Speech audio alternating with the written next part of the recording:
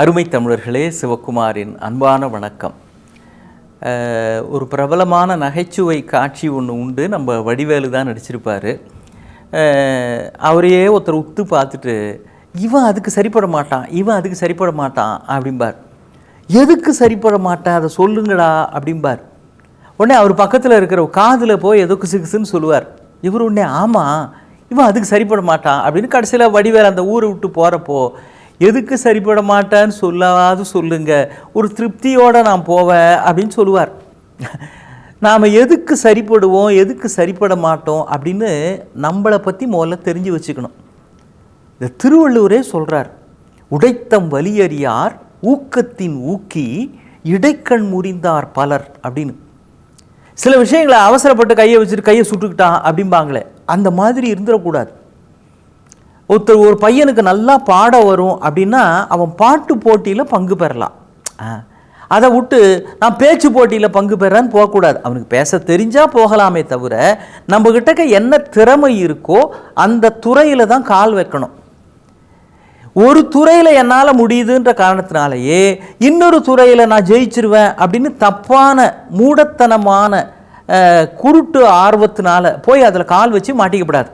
அதுதான் ஊக்கத்தின் ஊக்கி இடைக்கண் முறிந்தார் பலர் அப்படின்னா.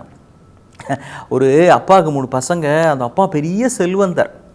அந்த 3 பசங்களில் 2வது பையன் பக்கத்து நாட்டுக்கு போய் அங்கே ஏதோ தப்பு பண்ணி அவனை பிடிச்சி உள்ளே வச்சுட்டாங்க அப்படின்னு செய்தி வருது.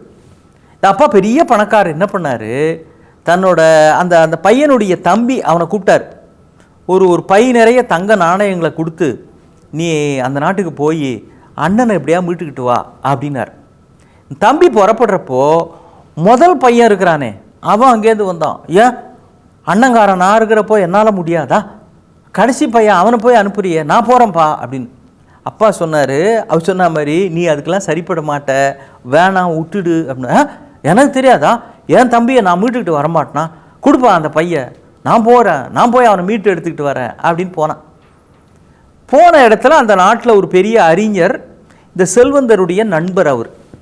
அவர்கிட்ட போய் இது மாதிரி பாருங்கள், என் தம்பி தான் அப்பா அனுப்பிச்சாரு, ஏதோ பிடிச்சி உள்ளே வச்சுட்டாங்களாம், கொஞ்சம் விடுதலை செய்கிறதுக்கு நீங்கள் தான் உதவி செய்யணும், அவன் ரொம்ப நல்லவங்க, அவங்க பேர் தப்பு இல்லைங்க, என்ன நடந்துன்னு நீங்கள் தான் கொஞ்சம் ராஜாட்ட சொல்லி விடுதலைக்கு வழி பண்ணணும் அப்படின்ட்டு இருக்கிறான். அந்த அறிஞர் உடனே, அப்படியாப்பா உங்கள் அப்பா நமக்கு ரொம்ப வேண்டியவர் தான், சரி அதை நான் பார்க்குறேன், முயற்சி பண்ணுறேன் என்ன அப்படின்ட்டு நேராக மறுநாள் ராஜா கிட்டக்க போனார். ராஜா கிட்டக்க போய் அவர் சாமர்த்தியமாக ஒரு பிட்டு போடுறாரு பாருங்க. ராஜா, உங்களுக்கு இந்த கிரக நிலைகளெல்லாம் வச்சு ஆராய்ச்சி பண்ணி பார்த்ததில் இப்போ நேரம் சரியில்லைன்னு தெரியுது, ஒன்றும் பெரிய பிரச்சனை இல்லை, ஆனால் கொஞ்சம் அண்டை நாடுகள்லேருந்து ஏதோ படையெல்லாம் எடுத்து அது மாதிரி வர்றதுக்கான வாய்ப்பு இருக்குது அப்படின்னு. உடனே அந்த ராஜா பயந்துட்டார். அவர் நம்ம 23ஆம் புலிகேசி ரேஞ்சில் அதுக்கு என்ன பண்ணுறது, ஏதாவது பரிகாரம் உண்டா அப்படின்னு அவர் கேட்டார். படையெடுத்து வந்தால் என்ன, என் தினவெடுத்து தோள்கள் காத்திருக்கின்றன அப்படி தானே ஒரு வீரனாக இருந்தால் பேசணும். அவர் நாம் யாருக்கு என்ன தவறு செய்தோம் அப்படின்னு புலம்புற மாதிரி அவர் இதுக்கு ஏதாவது பரிகாரம் உண்டா அப்படின்னு கேட்டிருக்கார். அந்த அறிஞர் சொன்னார் பாருங்க, உண்டு, நீ நிறைய கைதிகளெல்லாம் பிடிச்சி ஜெயிலில் போட்டிருக்கிற, அவங்க மன வருத்தப்பட்டு உனக்கு நிறைய சாபம் கொடுத்துருக்குறாங்க, அந்த வருத்தம் தான் உனக்கு இப்போ நேரம் சரியில்லாமல் பண்ணியிருக்கு. நீ என்ன பண்ணுற, எல்லா கைதிகளுக்கும் பொது மன்னிப்பு வழங்கிட்டேன்னு வச்சுக்க, அவங்க எல்லாரும் விடுதலை ஆறப்போ உன்னை வாழ்த்துவாங்க இல்லையா, அப்போவே உனக்கு நேரம் நல்லதாக ஆயிரும் அப்படின்னாரு. இந்த ராஜா உடனே, சபாஷ், யாரங்கே, நாளை மறுநாள் முதல் நம்முடைய கைதிகளுக்கெல்லாம் பொது மன்னிப்பு வழங்கப்படுகிறது, விடுதலை செய்யுங்கள் அப்படின்ட்டான். இந்த அண்ணங்காரன் அங்கேருந்து வந்தானே அவன் இந்த அறிஞரை பார்த்து சொல்லியிருக்கிறான், நீங்கள் தான் கொஞ்சம் சொன்னான் இல்லையா, இப்போ அறிஞர் இதை நேரடியாக சொன்னால் நடக்காதுன்னு எல்லாருக்கும் விடுதலை கிடைக்கிற மாதிரி பொது மன்னிப்பு கிடைக்கிற மாதிரி பண்ணிட்டார். அப்போ வந்தவுடனே, ஐயா இந்த தங்க நாணயங்கள்லாம் வச்சுக்கிட்டு அப்பா உங்களுக்கு அன்பு பரிசாக கொடுத்தாங்க, நீங்கள் தான் விடுதலைக்கு ஏற்பாடு பண்ணோன்னு இருக்கிறான்.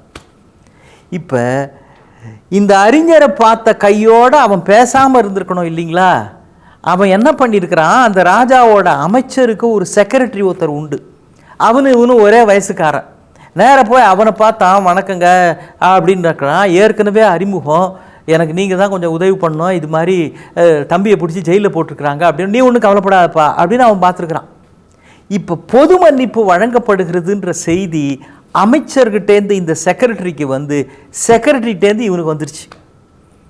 இவன் என்ன பண்ணா, அறிஞருக்கு போய் நன்றி சொல்லணும் இல்லைங்களா, உங்களால் தான். ராஜா எல்லாருக்கும் பொது மன்னிப்பு கொடுத்துட்டாரு, அப்படியே நம்முடைய தம்பியும் விடுதலை ஆக போகிறான், இதில் எதுக்கு தங்க நாணயத்தை தேவையில்லாமல் இவர்கிட்ட கொடுத்து வீணடிப்பானே, அதையும் திரும்ப வாங்கிக்கிடுவோன்னு நேராக அவர்கிட்ட போய், ஐயா பொது மன்னிப்பு கிடச்சிருச்சு, அது அரசரே கொடுத்துட்டாரு, அப்புறம் நாணயங்கள் எதுக்கு, அது அரசர் பொதுவாக தானே எல்லாரையும் விடுதலை பண்ணுறாரு, தங்க நாணயம் எதுக்கு, அது நமக்கு கொஞ்சம் இருந்தால் உதவும் அப்படின்ட்டு இருக்கிறான். அவர் பார்த்தார், இந்தா வச்சுக்கோ, கொடுத்துட்டார்.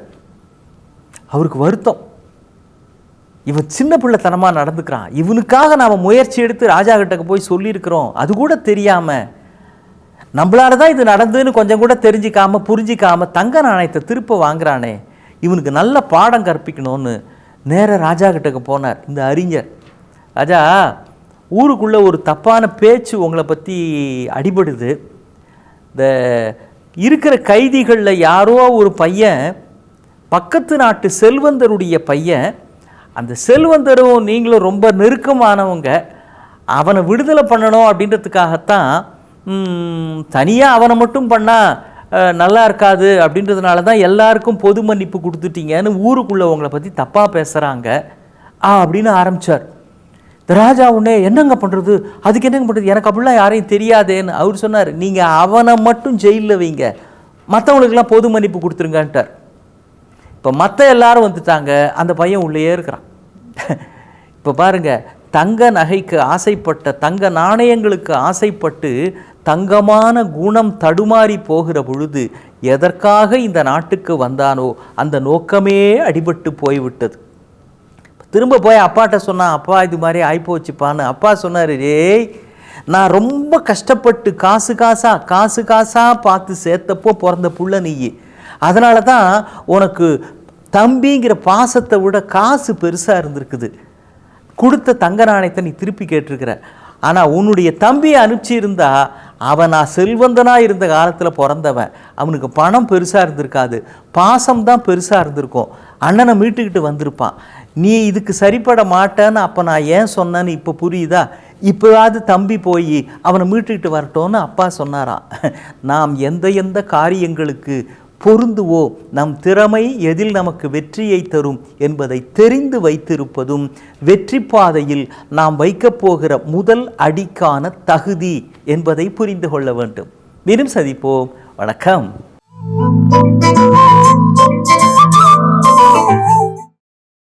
இன்னும் பல வீடியோக்களை காண சன் லைஃப் சேனலை சப்ஸ்கிரைப் பண்ணுங்க.